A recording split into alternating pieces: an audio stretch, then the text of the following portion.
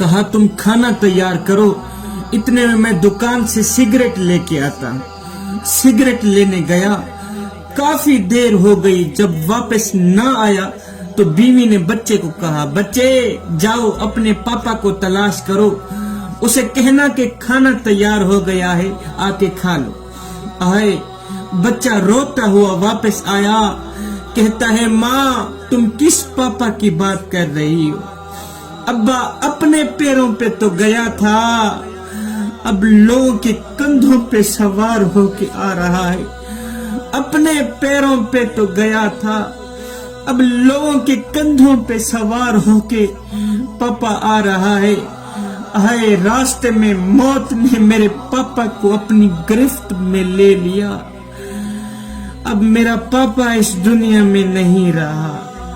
صاحب تو دنیا کا بے شک چودھری ہو، تو دنیا کا بے شک امیر ہو، نمبردار ہو، وکیل ہو، منسٹر ہو، تیری روح نکلنے کے بعد لوگ تجھے اٹھائیں گے، شہر خاموشاں کے ایسے گڑھے میں جا سلائیں گے۔ اس اندھیری کوٹھری میں جانے کے بعد تجھ سے تیرے مال کے بارے میں نہیں پوچھا جائے گا، تیری اولاد کے بارے میں نہیں پوچھا جائے گا، نہ میاں نہ۔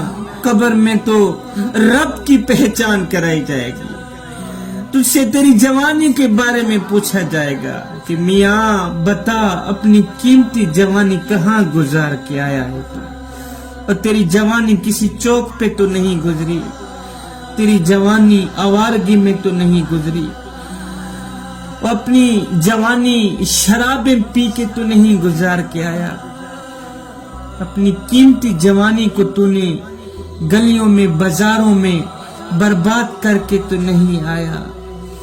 جوانوں کتنا خوش قسمت ہوگا وہ نوجوان جو کہے گا مالک میں اپنی قیمتی جوانی تیری چوکھٹ پہ گزار کے آیا۔